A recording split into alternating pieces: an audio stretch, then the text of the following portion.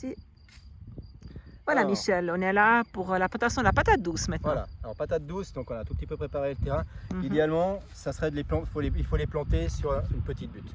On n'a pas D'accord. besoin de faire comme la pomme de terre, c'est-à-dire les planter sur des grosses buttes, mais il faut simplement surélever le collet de la plante pour dire d'éviter que les racines elles pourrissent. D'accord. En plus, la racine de la patate douce, elle fait des grosses racines qui vont se développer en longueur et en largeur. Mhm. Donc il faut vraiment qu'elles puissent se développer. Donc quand vous les plantez, vous allez les planter déjà suffisamment espacées. Mhm. On plante une plante tous les 60 à 80 cm. D'accord.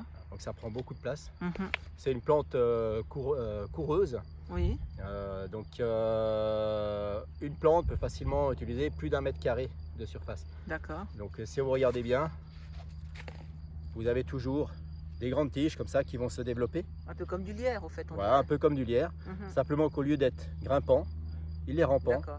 Alors comme les courges, les cornichons ou autres, comme les cucurbitacées, ces branches-là, vous allez les guider dans votre jardin de façon à ce qu'elles aillent là où elles ne vous gênent pas. D'accord, donc elles peuvent être au pied des autres légumes, ça ne dérange pas spécialement. Sans problème. D'accord. Simplement, ce qu'il faut bien penser, c'est que si vous le plantez, si je plante ici, puis qu'à côté j'ai planté, je sais pas moi, un chou ou n'importe quoi, il va l'étouffer. Hein. D'accord. Donc, Si il faut le quand chou même est qu'il y ait un petit peu encore. d'espace. Il faut quand D'accord. même un peu d'espace parce que la patate douce, ce qu'il faut imaginer, c'est que les racines dessous vont se développer Mhm. et vous allez avoir plusieurs patates. Vous pouvez avoir jusqu'à 5-6 patates douces par pied qui vont être de ce diamètre-là. Donc D'accord. imaginez la place que ça prend. Donc il Ok. faut quand même, c'est pour ça qu'on les plante tous les 60 à 80 cm. D'accord. Ça, c'est Parfait. à faire attention. D'accord, mais donc le feuillage, il va dépasser ces 60 et 80 cm, puis là, ça ne dérange Largement. pas parce Là, que du ça coup, dérange pas. d'accord. Ça dérange pas et puis l'avantage c'est que ça peut faire aussi un joli paillage Mhm. malgré tout. Hein. Ça va Tout à permettre fait. de limiter l'évaporation, ça va éviter la mauvaise herbe, ce Ok. qui est plutôt intéressant. Et puis accessoirement, ça fait des petites fleurs mauves, donc c'est pas non plus négligeable. D'accord. Des petites formes de clochettes comme ça, c'est Mhm. un peu comme un liseron si on veut, mais en plus petit. D'accord. Mais du coup, alors les cornichons puis les concombres, vous conseillez aussi de les laisser courir comme ça ou bien vous conseillerez plutôt de les tutorer? Alors là, il y a les deux écoles. Moi, à titre personnel, je les laisse courir Mhm. parce que j'ai de la place. D'accord. Maintenant, si on a peu de place, c'est bien de mettre un support et puis les attacher. D'accord. Un concombre, vous le mettez sur un tuteur à spirale comme les tomates et D'accord. puis vous le tenez au-dessus. Hein. Ok. Par contre, contrairement à la tomate, le concombre, il va falloir l'attacher sur le tuteur à spirale parce qu'avec le poids du concombre, il risque de descendre et les tiges se plier. D'accord. Et quand elles se plient, ça sèche. Ok. Mais là aussi, le concombre, il pourra pas apporter un peu d'ombre au pied des autres légumes qui pourraient être la bienvenue, puis Oui. faire en sorte de paillage au sol aussi, comme Pour vous autant disiez. qu'on le guide. Pour autant qu'il soit guidé. D'accord. Ça, c'est la seule chose qu'il faut faire attention, Très bien. c'est bien le guider. Donc, faire attention où on le plante. Voilà. Puis vous disiez aussi que par contre, au pied des tomates, c'est éviter justement d'avoir des plantes coureuses comme ça parce que ça garde l'humidité et ça peut développer le Au pied des mildiou. tomates, c'est toujours bien d'avoir un paillage, c'est bien, mais de la végétation garde de l'humidité et l'humidité peut occasionner les problèmes de mildiou. Si on a une année un peu humide, Mhm. c'est à proscrire. Si on a une année complètement sèche, il n'y a pas de souci. D'accord. Mais l'automne, c'est jamais sec. Donc les tomates en fin d'année, en fin de saison, si Ouais. vous voulez pas avoir de mildiou et puis vous récoltez encore un peu au maximum de tomates, Mhm. c'est mieux pas. D'accord. Merci. Donc tout simplement, hein, donc mode bien humide. Mhm. Quand vous avez des racines comme ça qui ont commencé à s'enrouler, Oui. comme on dit dans le métier qui tapisse, il faut simplement vous défaites un tout petit peu.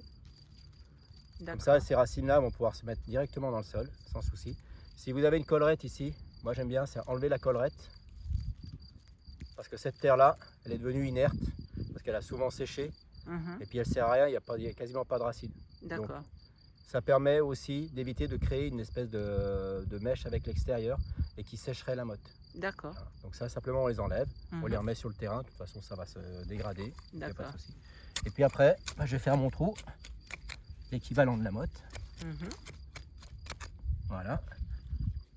En s'assurant qu'au fond, j'ai bien pas un trou, mais que ce soit plat pour que la motte puisse se poser dessus. Hein. D'accord. Que ce soit meuble, pas dur. D'accord.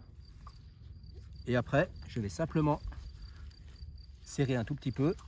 Et on a bien une butte autour. Voilà, donc c'est un peu plus haut que le Voilà. reste du Le terrain. collet, par rapport à le collet, normalement, il aurait dû être ici. Et D'accord. en fait, il est ici. D'accord. On a gagné quelques centimètres et ces quelques centimètres vont permettre à la plante de se développer beaucoup plus facilement. D'accord. Donc en fait, c'est un petit peu comme l'aubergine. Il y a une partie de la tige au fait qui est sous la terre. Alors là, elle n'est pas sous la terre, la tige. Ah d'accord, alors j'ai mal vu. Non, non, le collet, il est là. Hein. D'accord. Vous voyez, on est bien au-dessus. Ok, C'est ce que je disais, le collet, il aurait dû être ici si on avait planté normalement. d'accord. Mais comme on l'a mis sur but, bah, il a déjà 5 cm plus. D'accord, tout à fait. Ouais. Simplement. Et puis, il n'y a pas besoin de mettre plus de terre que ça. Mhm. Et puis, une fois que vous avez fait ça, bah, vous allez faire votre arrosage. Hein, tout simplement. Alors que c'est des grosses mottes, moi j'y vais carrément avec l'arrosoir comme ça. Et puis je tourne autour. Je laisse descendre un tout petit peu et on remet un tout petit peu. Ce qui permet, le premier arrosage va permettre d'humidifier la terre. Le deuxième arrosage va fragmenter un tout petit peu la terre et va permettre à la terre de coller aux racines. Mhm. Ce qui va favoriser la reprise. D'accord, Et une fois que c'est fait, il n'y a plus qu'à repailler autour. d'accord. Et puis en Simplement. principe, le goutte à goutte devrait suffire pour Voilà, arroser, exactement. pour hydrater Voilà. cette plante. Sans souci. Donc là, pour repailler, bah, on lève la plante, hein, de façon à ce qu'elle Mhm. soit au-dessus. Et voilà. Et Magnifique. après, il n'y aura plus qu'à la guider. Très bien. Merci beaucoup, Michel.